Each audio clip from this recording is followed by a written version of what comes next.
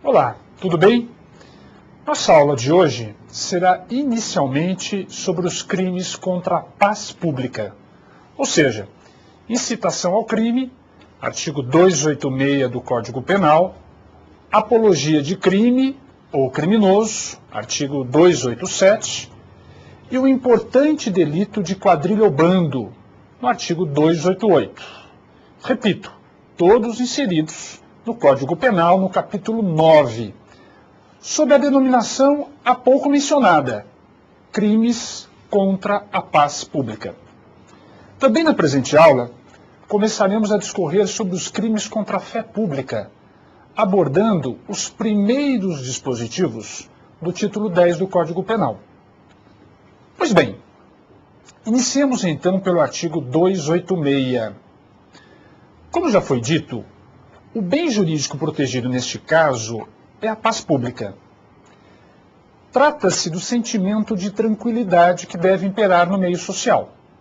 Um valor que não é apenas individual, mas fundamentalmente coletivo. Dessa forma, já podemos adiantar que a vítima do crime de incitação e dos demais delitos deste título será a coletividade, e nenhuma pessoa física ou jurídica específica. A ação penal, até por decorrência deste conceito, será também para os 3 crimes deste título 9, e são só 3 crimes no título 9, a ação penal será pública e incondicionada.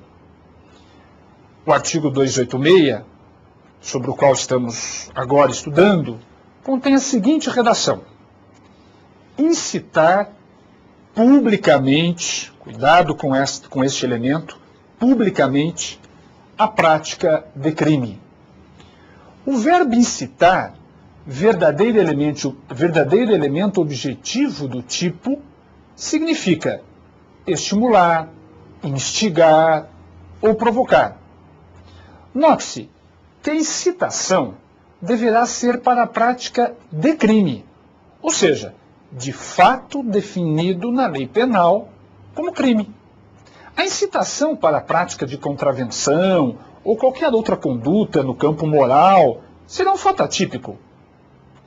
O crime instigado deverá ser determinado, pois não se poderá cogitar de infração ao artigo 286 se a incitação for genérica. Muita atenção para isso. Se não bastasse, existe ainda a elementar de que a incitação deverá ocorrer em público, ou seja, na presença de várias pessoas. Afinal, estimular alguém, em particular, para praticar determinado crime, fará com que este agente provocador responda pelo crime praticado por aquele que foi estimulado a tal. A publicidade, então, consiste em um elemento normativo do tipo. Vale ressaltar que os elementos normativos nem sempre estão presentes em todos os tipos penais. Alguns possuem elementos normativos, outros não. O artigo 286 possui o seu, que é a publicidade. As pessoas que darão o caráter público exigido pelo tipo não precisam necessariamente estar na presença física do agente, pois o crime poderá, por exemplo, ser praticado por meio eletrônico, como a internet ou qualquer outra rede de computadores. Imagine vocês alguém que, pela internet, através de um e-mail, através de um chat, de um grupo de bate-papos, esta pessoa vem a incitar a prática de crimes, alcançando um número indeterminado de pessoas. Então, mesmo pela rede de computadores, é absolutamente possível a prática do artigo 286. O dolo, ou seja, o elemento subjetivo do tipo, é representado pela vontade de incitar, tendo o agente a ciência de que o faz na presença de um número indeterminado de pessoas.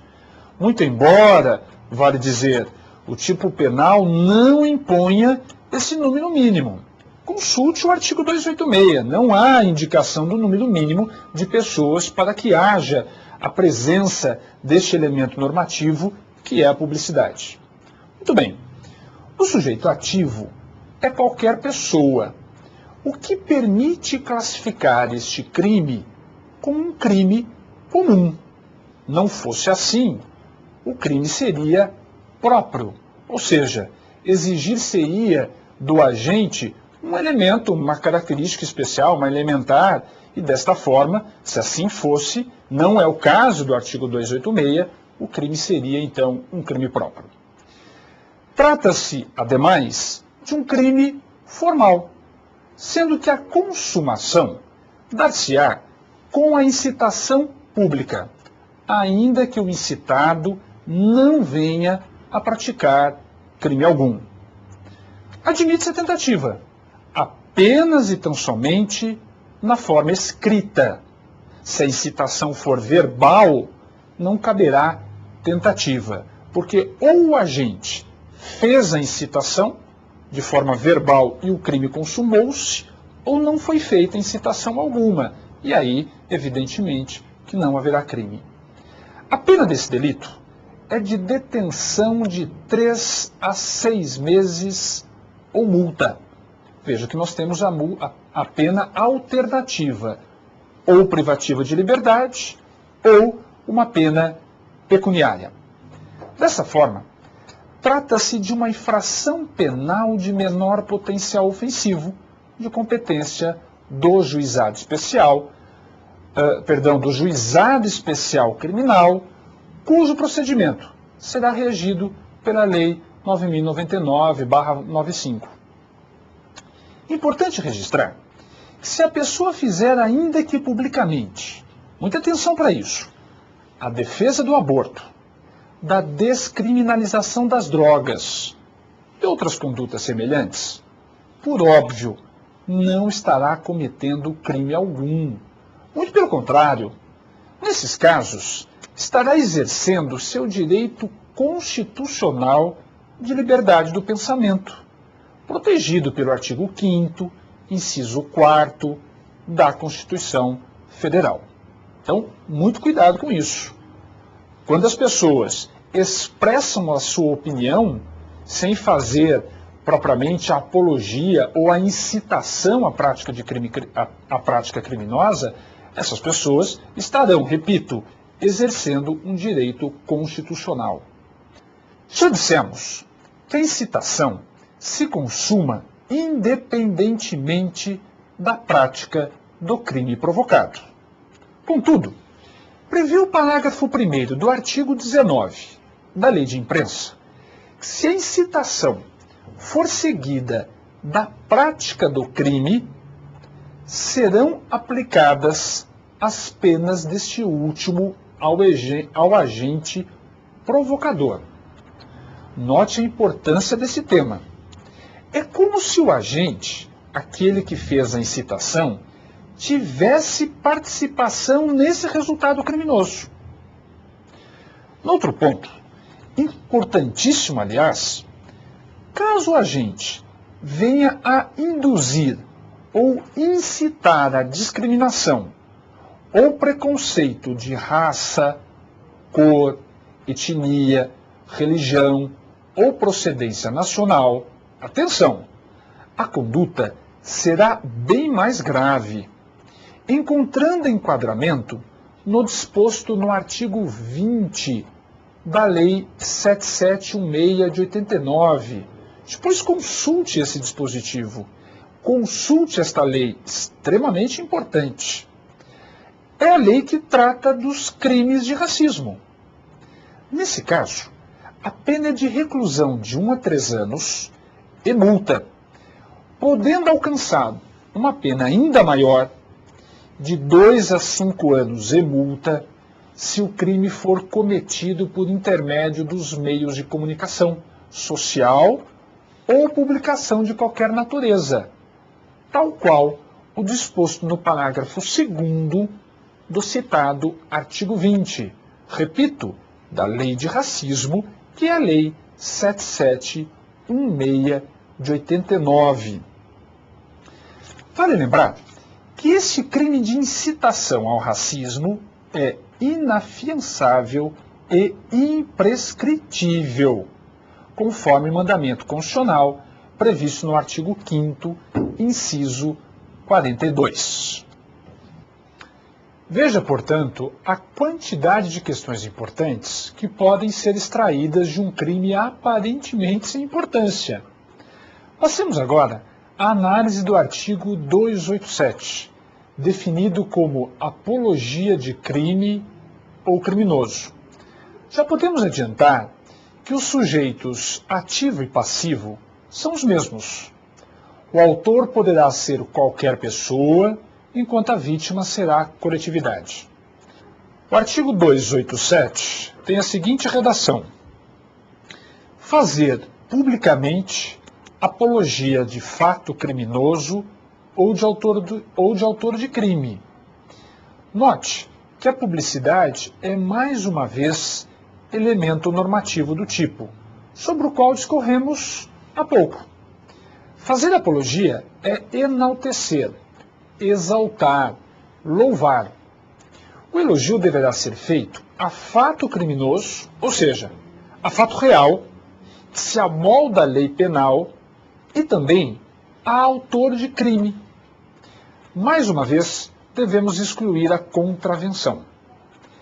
Trata-se, neste caso, de uma forma de incitação indireta, pois ao enaltecer um fato criminoso ou seu autor, estará o agente estimulando a prática de condutas semelhantes. Esse é o elemento subjetivo: enaltecer sabendo o agente que o faz com publicidade. A manifestação por meio da qual a pessoa tenta justificar a ação do criminoso não constitui crime, pois se trata de exercício do direito de defesa. O crime pode ser praticado por palavras, gestos ou escritos. Em uma prova da magistratura do Estado de São Paulo, o problema indicava que um determinado agente, assim que consumou um crime de homicídio, foi aplaudido, vejam, foi aplaudido pelas demais pessoas que se encontravam próximas ao local dos fatos. A questão perguntava se tais pessoas, aquelas que haviam aplaudido, haviam ou não cometido o crime. Trata-se justamente do crime de apologia, ordem comento. Afinal, com o aplauso, tais agentes enalteceram um fato criminoso. A consumação, nestes casos, no crime de apologia, opera-se com a exaltação pública, sendo que a tentativa somente é admitida na forma escrita. A pena também é idêntica ao crime anterior, de detenção de 3 a 6 meses ou multa. Se o fato for praticado por meio da imprensa, a conduta se amolda ao disposto no parágrafo 2º do artigo 20 da lei já referida, ou seja, da Lei 5250/67, cuja pena agora, no caso da lei de imprensa, é de detenção de 3 meses a 1 ano ou multa de 1 a 20 salários mínimos. Trata-se, em qualquer caso, de infração penal de menor potencial ofensivo, de competência do GCRIM, ou seja, do Juizado Especial Criminal. Vale lembrar que o GCRIM é competente para apurar as infrações penais com pena máxima de até 2 anos. Comporta agora analisar o crime mais importante deste título, ou seja, daquele título que estamos estudando, dos crimes contra a paz pública. Que crime é este? É o crime de quadrilha ou bando previsto no artigo 288. Tem a norma a seguinte redação: associarem-se mais de 3 pessoas em quadrilha ou bando para o fim de cometer crimes. A objetividade jurídica não foi alterada, continua a mesma, ou seja, a paz pública. Cabe reconhecer que os termos quadrilha ou bando são sinônimos, Muito embora ainda haja hoje repito, ainda hoje, alguns tentam encontrar diferenças entre eles. Neste caso, o tipo incriminador emprega o verbo associar-se, que tem o sentido de juntar-se ou reunir-se. A associação deve ser em quadrilha ou bando, o que permite sustentar que a mera reunião ocasional de mais de 3 pessoas não dá ensejo ao crime ora analisado. A associação exige estabilidade ou ânimos de permanência, mas muita atenção para isso. É a ideia de permanecerem juntos, não necessariamente de se perpetuarem. Isto é a estabilidade. E mais, a associação é para a prática de crimes.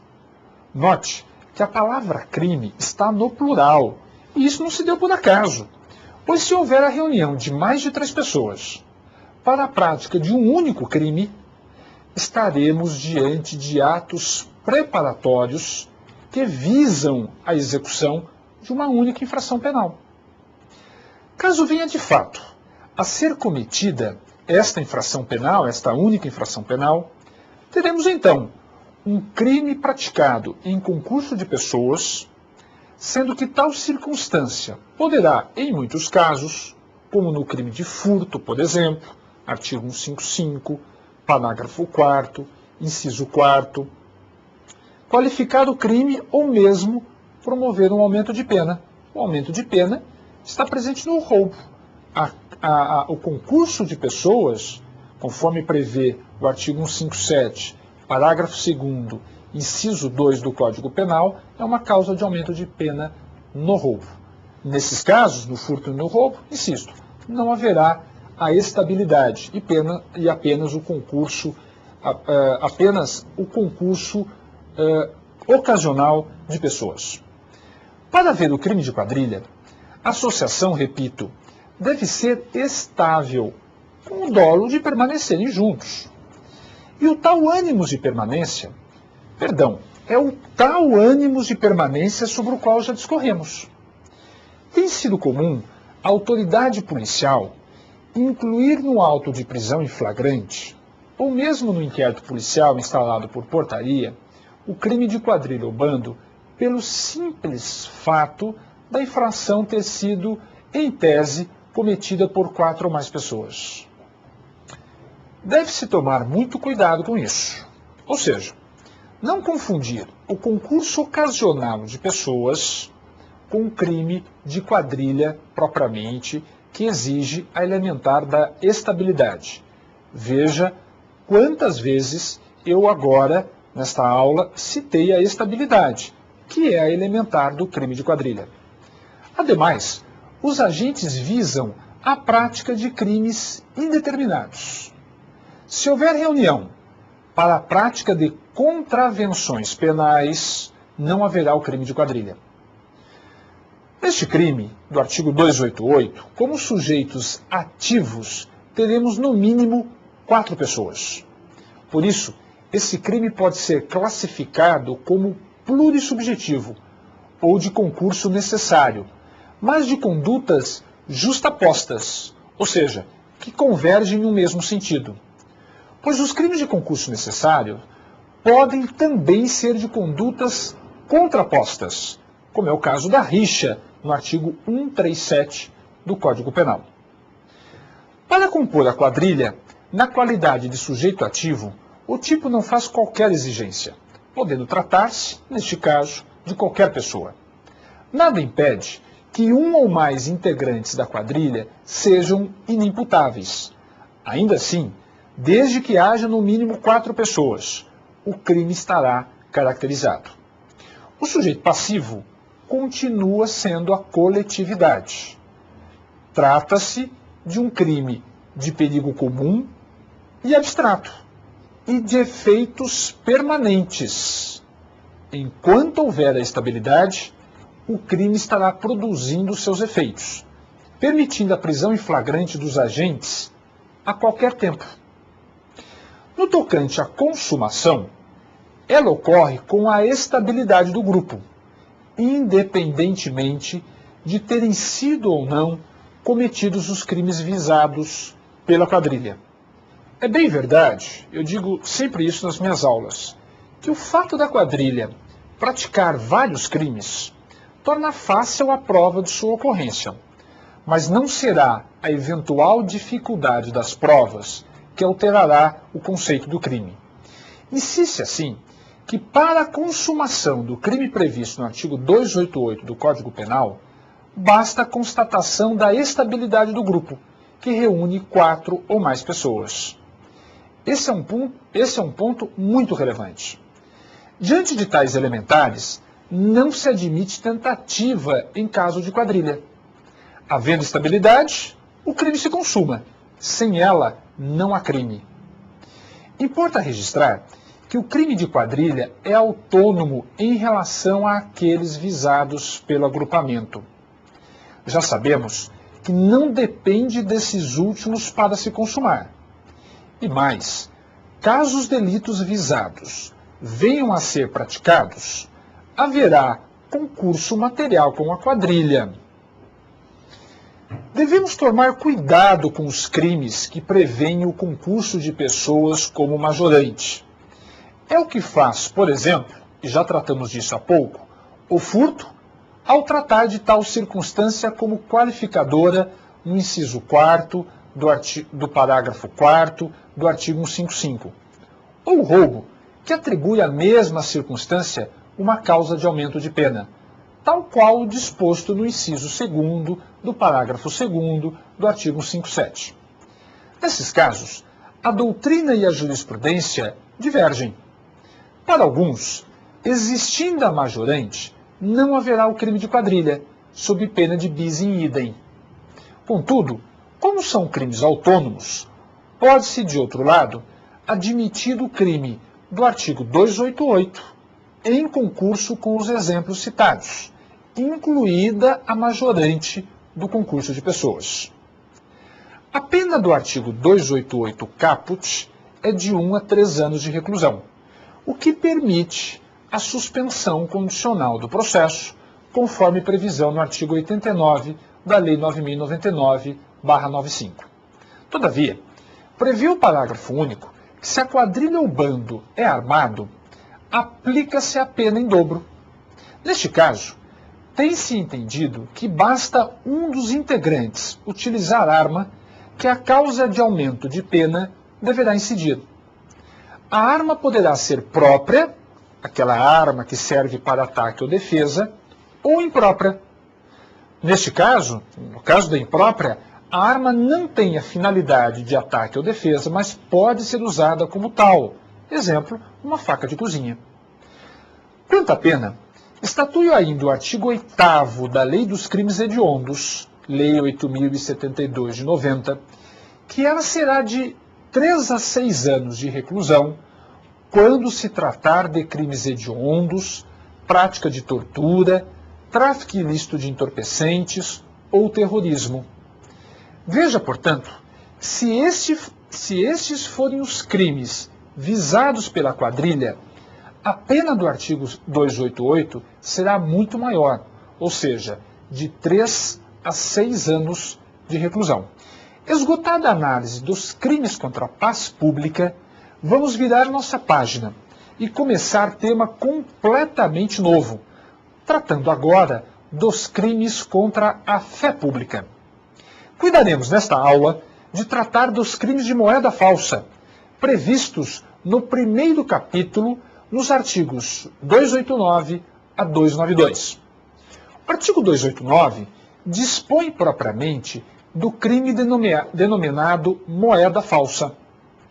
O caput tem a seguinte redação: falsificar, fabricando-a ou alterando-a moeda metálica ou papel moeda, de curso legal no país ou no estrangeiro. Nesse novo título, o bem jurídico tutelado é a fé pública. Protege-se a autenticidade da moeda nacional ou de curso legal em país estrangeiro. Trata-se, sem dúvida, de um importante bem jurídico. Imagine se em cada momento que fizéssemos um pagamento com moeda nacional, tivéssemos a obrigação de comprovar a autenticidade do dinheiro. A vida social e os negócios seriam ainda mais complicados. Presume-se que o dinheiro circulante é autêntico. Aqui está o bem jurídico protegido. Considerando-se a redação dada pelo dispositivo, tem-se que o verbo empregado é o verbo falsificar, cujo sentido é imitar como verdadeiro, reproduzir, dando a aparência de autêntico. A falsificação, contudo, poderá ser total ou parcial. Falsificação, que também é chamada de contrafação. Total porque a moeda fraudulenta pode ser inteiramente falsificada.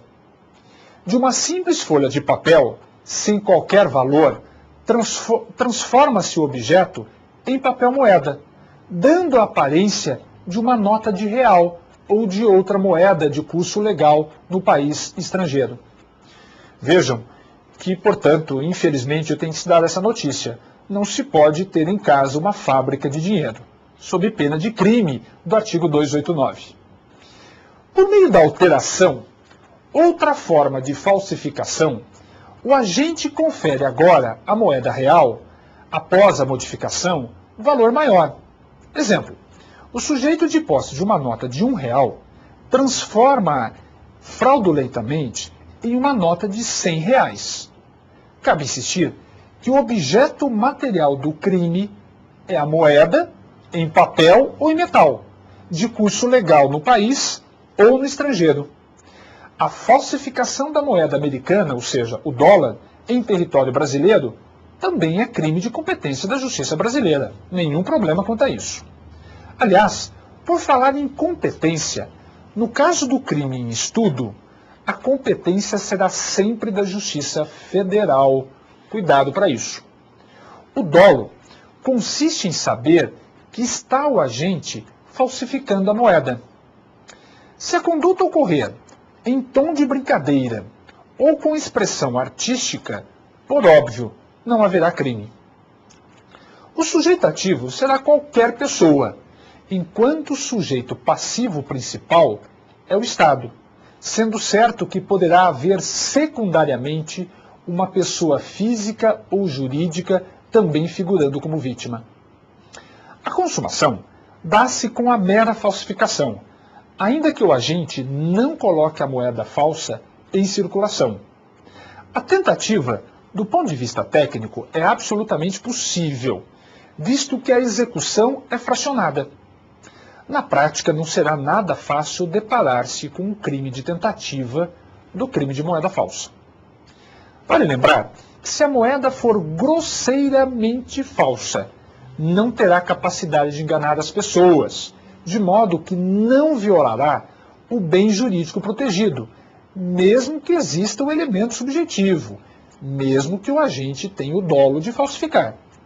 No entanto, deve-se registrar que o reconhecimento da falsidade como grosseira afasta o crime de moeda falsa, mas caso tenha sido suficiente para enganar determinada vítima, poderá remanescer o crime de estelionato.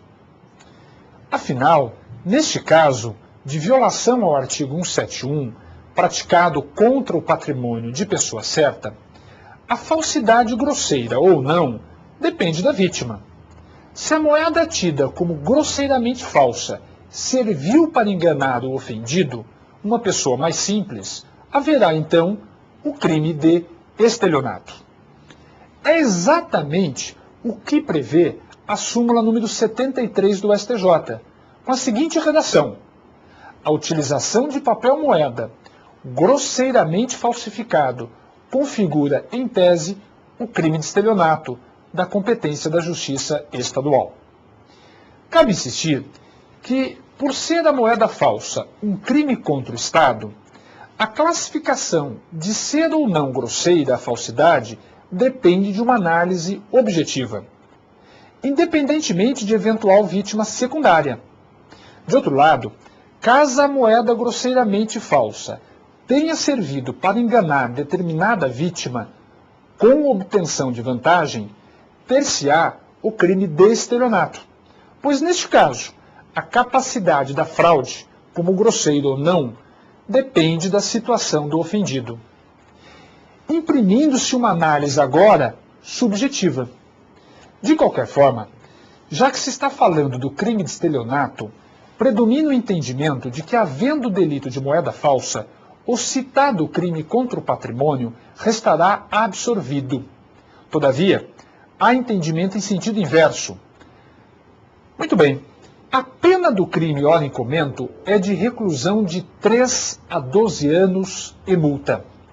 Veja que o crime não é afiançável, pois nesta condição, apenas, em regra, os crimes com pena mínima de até 2 anos. Trata-se de crime comum, simples, comissivo e instantâneo. O parágrafo 1º prevê a mesma pena para quem, por conta própria ou alheia, importa ou exporta, adquire, vende, troca, cede, empresta, guarda ou introduz na circulação moeda falsa. São 9 verbos, o que demonstra tratar-se de um crime de ação múltipla. A ideia central, criminalizada pelo legislador, é colocar a moeda falsa em circulação. Por óbvio, exige-se o dolo, ou seja, de que o agente sabe que está introduzindo na circulação moeda falsa. Se desconhecer tal fato, será atípico, pois o crime sequer admite a figura culposa. Neste caso, a consumação dependerá de cada uma das condutas.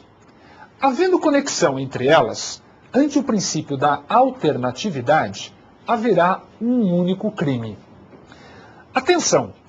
Caso uma pessoa falsifique e coloque em circulação a moeda falsa, ao invés de 2 crimes, do caput e do parágrafo 1º, segundo o amplo entendimento doutrinário e jurisprudencial, teremos um único crime apenas, justamente o de falsificação. Ao passo que a conduta de colocar em circulação, ou vender, etc., será classificada como um pós-factum impunível.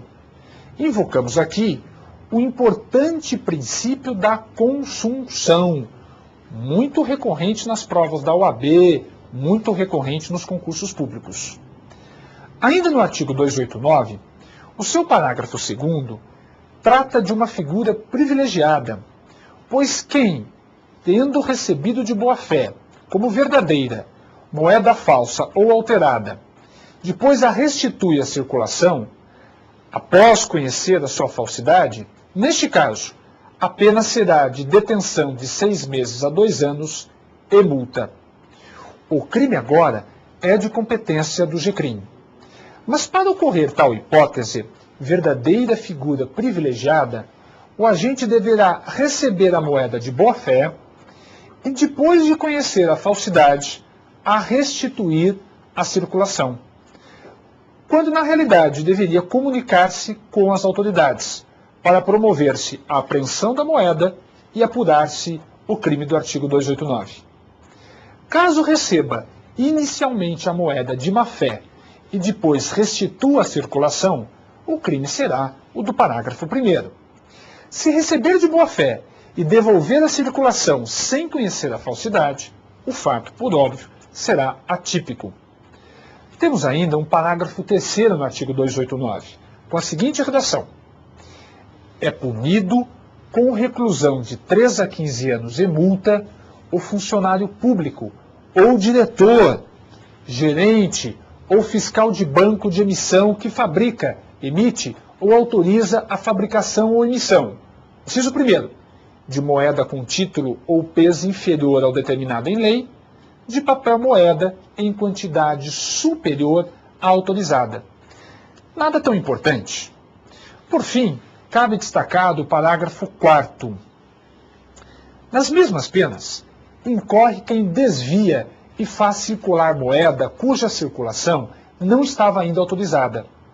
Em um cenário de troca constantes de moeda, o referido dispositivo poderia ter algum sentido, mas atualmente nada importante. No mesmo capítulo, tem-se ainda o artigo 290, com a seguinte redação: formar cédula, nota ou bilhete representativo de moeda com fragmentos de cédulas, notas ou bilhetes verdadeiros. Suprimir em nota, cédula ou bilhete recolhidos para o fim de restituí-los à circulação, sinal identificativo de sua inutilização.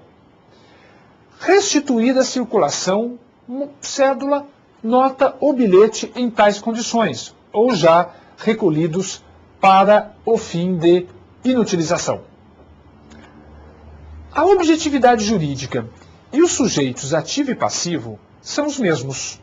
Todavia, neste caso, tem-se três condutas diversas. Conduta A: formar cédula, nota ou bilhete representativo de moeda com fragmentos de cédulas, notas ou bilhetes verdadeiros. O agente, nesta hipótese, forma uma nova cédula a partir de fragmentos de cédulas ou notas verdadeiras. Trata-se de uma falsificação com tal peculiaridade, o que difere do artigo 289. A segunda conduta prevista no próprio artigo 290 consiste em suprimir em nota, cédula ou bilhete recolhidos, para o fim de restituí-los à circulação, o sinal indicativo de sua inutilização.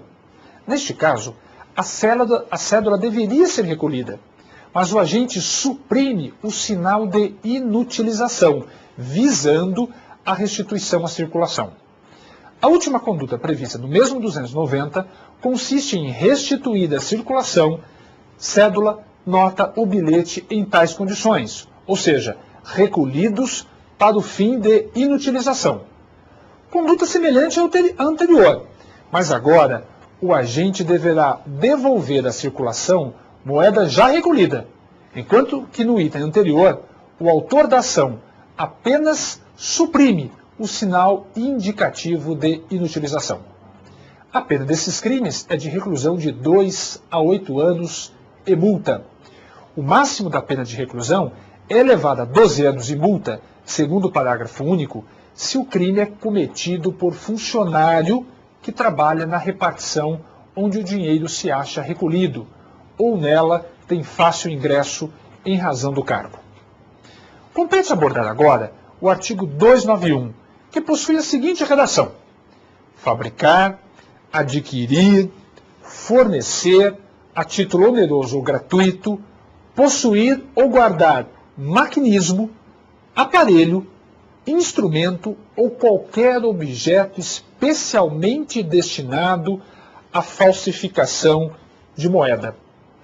Note que, neste caso, o agente não falsifica ou tampouco coloca em circulação moeda falsa, mas pratica uma das condutas descritas, tendo como objeto material, agora, máquina, aparelho, instrumento ou qualquer objeto destinado à falsificação da moeda.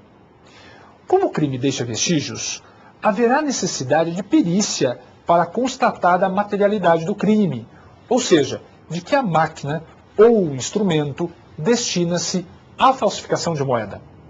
Cabe lembrar que, no tocante a todos os crimes que deixam vestígios, a materialidade somente poderá ser demonstrada por meio de prova material, sendo que nem mesmo a confissão do réu supre tal necessidade.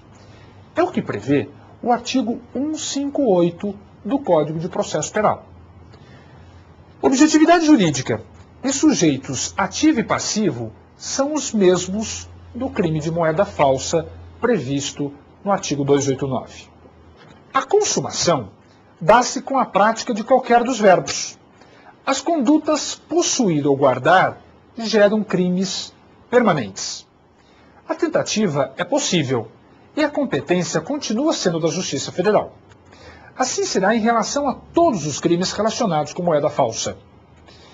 Cabe registrar que este crime é subsidiário, ou seja, somente prevalecerá se não houver o crime mais grave, de falsificar moeda falsa, previsto no artigo 289 do Código Penal. Neste caso, a pena é de reclusão de 2 a 6 anos e multa. Para finalizar a presente aula, vale a pena registrar a existência do artigo 292 do Código Penal, denominado emissão de título ao portador sem permissão legal. Como se trata de título que pode ser equiparado à moeda, o dispositivo encontra-se inserido no presente capítulo. Neste caso, trata-se de norma penal em branco, pois existe o elemento normativo, aspas, sem permissão legal, o que denota que haverá outra norma a conceder tal permissão, sendo que o seu descumprimento gerará o crime. No caso, as normas que disciplinam a permissão encontram-se inseridas no decreto que trata dos debêntures e na lei que disciplina sociedades por ações. O tema, decididamente, não é relevante. É isso. Destaco na aula de hoje, especialmente, os crimes de quadrilha, artigo 288, e de moeda falsa, 289. Muita atenção para esses temas. Até a próxima.